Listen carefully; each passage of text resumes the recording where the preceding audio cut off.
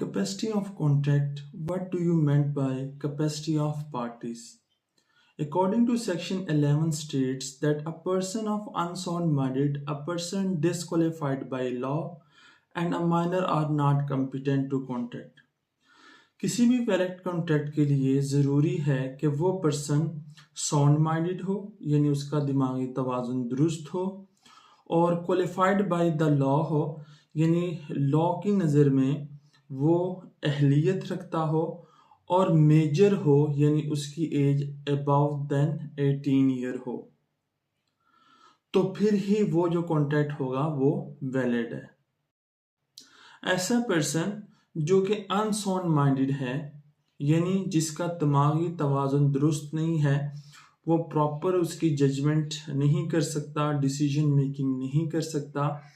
और लॉ की नज़र में डिसक्वालिफाइड है, just like for example insolvent है, या उसकी एज 18 ईयर से लेसर है, यानी 18 साल से उसकी उम्र कम है, तो फिर जो कॉन्ट्रैक्ट होगा ये वैलिड कॉन्ट्रैक्ट नहीं होगा। और ये जो जिस पर्सन में ये वाली फीचर्स होंगी, यानी अनसाउंड माइंडेड है, डिस्क्वालिफाइड बाय लॉ है और माइनर है, तो वो पर्सन कॉम्पिटेंट नहीं है कॉन्ट्रैक्ट के लिए। तो कैपेसिटी ऑफ पार्टीज में आज हम इन तीनों जो फीचर्स हैं उनको हम डिटेल के साथ कवर करेंगे। So first one is, what is minor?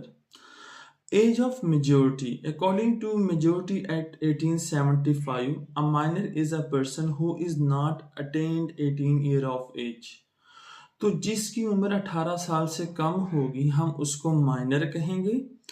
और जिसकी एज जो है वो अबव 18 ईयर होगी हम उसको मेजर कहेंगे। अब फॉर एग्जाम्पल अगर बिजनेस ट्रांजैक्शंस के अंदर या बिजनेस डीलिंग में हम डिफरेंट टाइप्स के एग्रीमेंट करते हैं माइनर के साथ, तो फिर हम उसको किस तरीके से देखेंगे। तो माइनर एग्रीमेंट में फर्स्ट के ऊपर है वाइड एग्रीमेंट। अगर बिजनेस एक्टिविटीज में आप किसी माइनर के साथ जिसकी एज लेस देन 18 ईयर है आप उसके साथ एग्रीमेंट करते हैं, तो ये एक वाइड एग्रीमेंट होगा। वाइड एग्रीमेंट मीन कि अब इनिशियो से ही ये वाइड है क्योंकि उसकी एज लेस देन 18 ईयर है। Second one is minor and rectification. Just for example rectification mean के किसी मिस्टेक या एरर को करेक्ट करना, यानी आपने एक माइनर के साथ जिसकी एज लेस देन 18 ईयर थी आपने उसके साथ एक एग्रीमेंट किया, और आफ्टर सम टाइम के बाद जब उसकी एज अबव 18 ईयर हो गई, यानी वो मेजर बन गया, आपने जो पुराना आपने एग्रीमेंट किया था उसको रिन्यू करवा दिया। तो इन दिस केस चुनाचे ये फर्स्ट जो आपका एग्रीमेंट था ये ऑलरेडी पहले ही वाइड था, और उसी की बेस के ऊपर जब उसकी एज 18 ईयर हो गई, अब फर्स्ट एग्रीमेंट के बेस के ऊपर आप सेकंड एग्रीमेंट को रिन्यू करवा रहे हैं, रेक्टिफाई कर रहे हैं, तो अब ये एग्रीमेंट भी वाइड एग्रीमेंट ही होगा। Minor and estoppel. अब एस्टोफल क्या है कि फॉर एग्जांपल कोई सच को प्रूव करने के लिए, फॉर एग्जांपल आपने एक माइनर के साथ एग्रीमेंट किया और माइनर ने ये शो करवाया कि उसकी एज अबव देन 18 ईयर है, तो आपने उसके साथ एग्रीमेंट किया, और जब वो फुलफिल करने की टाइम आया, मैच्योरिटी डेट आई, तो माइनर ने रिफ्यूज कर दिया, यानी जो एग्रीमेंट हुआ था उसको ओब्लिगेशन को फुलफिल करने से रिफ्यूज कर दिया, और आपने फिर कोर्ट के अंदर केस किया और आपके पास रिटन के अंदर एविडेंस थे कि उसमें उसने कहा था कि इसकी एज अबव देन 18 ईयर है, तो कोर्ट जो है वो माइनर को डिफेंड करेगी इस बेस के ऊपर कि इसकी एज जो है वो लेस देन 18 ईयर है। यानी अगर आप किसी को एस्टोफल मीन कि आप किसी को रोकते हैं, अगर आप किसी शख्स के साथ एग्रीमेंट करते हैं ताकि माइनर के साथ, ताकि उस सच को डिटरमिन किया जा सके, ताकि वो किसी तरह के जो है वो फ्रॉडुलेंट या मिस्टेक जो है या मिस स्टेटमेंट जो है वो शो ना करवाए। तो अगर आप इस तरह का कोई एग्रीमेंट करते हैं तो फिर भी ये वाइड होगा, क्योंकि आप जिसके साथ एग्रीमेंट कर रहे हैं वो ऑलरेडी ही एक माइनर पर्सन है। इसके बाद नेक्स्ट है minor and reimbursement. Reimbursement mean के फॉर एग्जांपल आप आपने यानी मिस्टर यासीन है, उसने एक माइनर जिसकी एज लेस देन 18 ईयर थी उसके साथ एक एग्रीमेंट किया। एग्रीमेंट ये था कि ये 5 लाख रुपीस जो है मिस्टर यासीन माइनर को देगा और इसके बदले में माइनर जो है वो 2 मरला का एक प्लॉट जो है वो उसको सेल करेगा। तो जो मिस्टर यासीन है उसने 5 लाख रुपए दे दिए और जब बारी आई प्लॉट को ट्रांसफर करने की ओनरशिप को मिस्टर यासीन को, तो माइनर ने रिफ्यूज कर दिया। अब जब कोर्ट के अंदर केस होगा तो फिर माइनर को बॉन्ड किया जाएगा कि जो रीइंबर्समेंट के जितने रकम आपने ली है यानी मिस्टर यासीन से वो उसको रिटर्न कर दे। यानी जब माइनर जितनी अमाउंट ली थी 5 लाख, जब वो रिटर्न करेगा तो इसको हम कहेंगे रीइंबर्समेंट, यानी जितने पैसे लिए थे अब वो वापस रिटर्न कर दिए। एंड नेसेसरीज, फॉर एग्जांपल अगर एक माइनर है जिसकी एज लेस देन 18 ईयर है और आप उसको कुछ नेसेसरीज प्रोवाइड कर रहे हैं, सप्लाई कर रहे हैं, कुछ ज़रूरियात ज़िंदगी जो हैं वो उसको प्रोवाइड कर रहे हैं उसकी लिटिल एज की वजह से। तो अगर आप उसकी माइनर की कोई प्रॉपर्टी है तो आप उसमें से जो है वो एक रीजनेबल अमाउंट जो है रिकवर कर सकते हैं। लेकिन अगर उसके पास कोई प्रॉपर्टी नहीं है, मीन टू से उसके पास कोई एसेट्स नहीं है, तो फिर आप जो है उससे अमाउंट जो आपने नेसेसरी सप्लाईज को की थी वो आप रिकवर नहीं कर सकते। इसके बाद है agreement on the behalf of minor.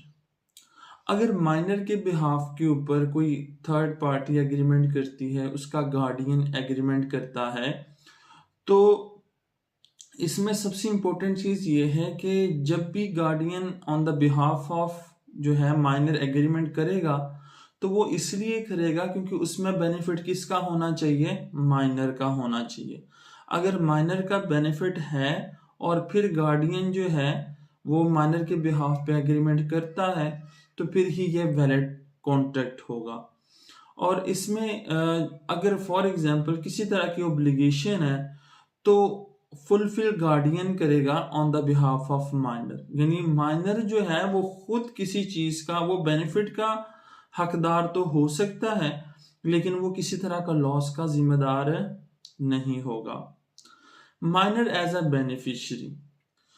अगर किसी तरह का प्रॉफिट होता है किसी एग्रीमेंट के थ्रू तो माइनर जो है वो राइट रखता है कि वो एज अ बेनिफिशियरी उस प्रॉफिट को, उस फायदे को रिसीव करे। लेकिन अगर उस लॉस होता है तो फिर लॉस का वो हकदार नहीं है और उसकी ओब्लिगेशन नहीं है कि उस लॉस को बियर करे ड्यू टू माइनर, ठीक है, क्योंकि उसकी एज लेस देन 18 ईयर है और वो प्रॉपर डिसीजन मेकिंग अभी नहीं कर सकता बाय द लॉ, ठीक है, लॉ की नज़र में। Minor as agent, minor as a agent के तौर पे भी काम कर सकता है और ये बिल्कुल वैलिड होगा अगर माइनर अपने प्रिंसिपल के बिहाफ पे एज ए एजेंट के तौर पे काम करे। इसके बाद minor as a partner, minor as a partner जो है वो किसी भी पार्टनरशिप के अंदर या किसी भी कंपनी के अंदर एज अ शेयर होल्डर वो नहीं बन सकता। उसकी रीज़न ये होता है कि अगर फॉर एग्जांपल पार्टनरशिप के अंदर अगर उसको जस्ट फॉर प्रॉफिट बेनिफिट के लिए उसको पार्टनर बनाते हैं या तमाम जो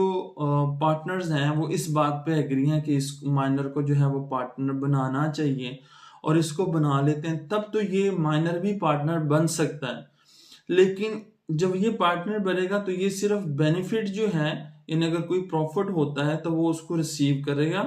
लेकिन अगर किसी तरह का लॉस होता है फिर उस लॉस को ये बियर नहीं करेगा। इसके बाद श्योरिटी फॉर द माइनर, ठीक है, अब माइनर जो है उसके लिए कोई भी जो पर्सन है थर्ड पार्टी वो श्योरिटी दे सकती है, गारंटी दे सकती है। अगर कोई अडल्ट पर्सन श्योरिटी देता है माइनर का, तो जो उसकी ऑब्लिगेशंस होगी वो उस गारंटी प्रोवाइडर जिसने की है उसके ऊपर होगी। यानी जितनी भी ऑब्लिगेशन है वो डायरेक्टली तौर पे कॉन्ट्रैक्ट वैलिड हुआ है उसकी वजह से, क्योंकि उसने माइनर के बिहाफ पे श्योरिटी दी है। तो अगर किसी तरह की नेग्लिजेंसी होती है माइनर के बिहाफ पे, तो फिर जिसने जमानत ली है अब वो उन तमाम चीज़ों को बियर करेगा और पे करेगा अगर कोई अमाउंट है। Minor as a member of the company, minor जो है नॉर्मली तौर पे वो किसी भी कंपनी का मेंबर या शेयर होल्डर नहीं बन सकता, लेकिन अगर उसके पेरेंट्स जो हैं वो ऑलरेडी शेयर होल्डर थे उस कंपनी की, तो in the case of death अगर उनके पेरेंट्स की डेथ होती है तो वो शेयर्स अलॉट हो जाएंगे उस माइनर को। ठीक है, तो इन दिस केस जो माइनर है फिर वो उस कंपनी का मेंबर बन जाएगा और इसमें भी वो जो है प्रॉफिट जो है